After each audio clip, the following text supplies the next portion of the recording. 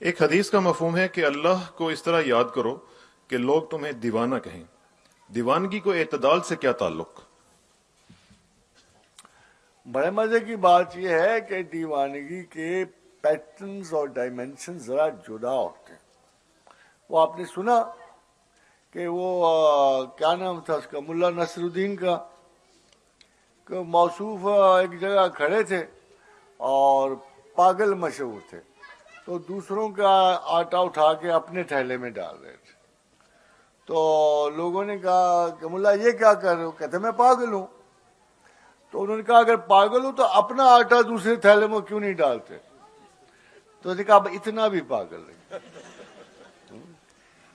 دیوانہ باکار خویش ہوشیار. اس دیوانگی کا مطلب یہ ہے کہ وہ اپنے اس مقصد اور مطلب کے لیے دیوانہ ہے، جو وہ صرف خدا کی طلب میں دوسرے لوگوں سے وہ آڈ ہو جاتا، اس کی روش چینج ہو جاتی. تو وہ مینٹلی اس دیوانگی کا شکار نہیں ہوگا جس کو آپ سمجھتے ہیں. اس کا مطلب یہ نہیں ہوگا کہ وہ ایک پاگل پن کا شکار ہے.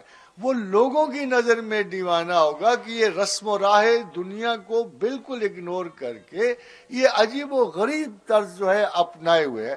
مثلا دنیا اگر بے ایمان ہے وہ ایمانداری کر رہا ہے، پاگل ہے نا.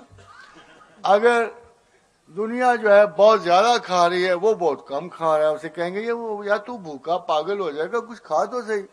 تو یہ وہ دیوانگی ہے جو ایک انسان کو دوسرے لوگوں کی، دنیا دار لوگوں کی روش سے بیگانہ کر دیتی ہے، انڈیویجولسٹ. اب کوئی شریف آدمی آپ کو کہتا سنائی نہیں دیتا کہ بھائی میں یہاں نہیں رہ سکتا، میری عادت ان لوگوں سے نہیں ملتی، اس لیے کہ وہ دیوانہ ہے لوگوں کی نظر میں.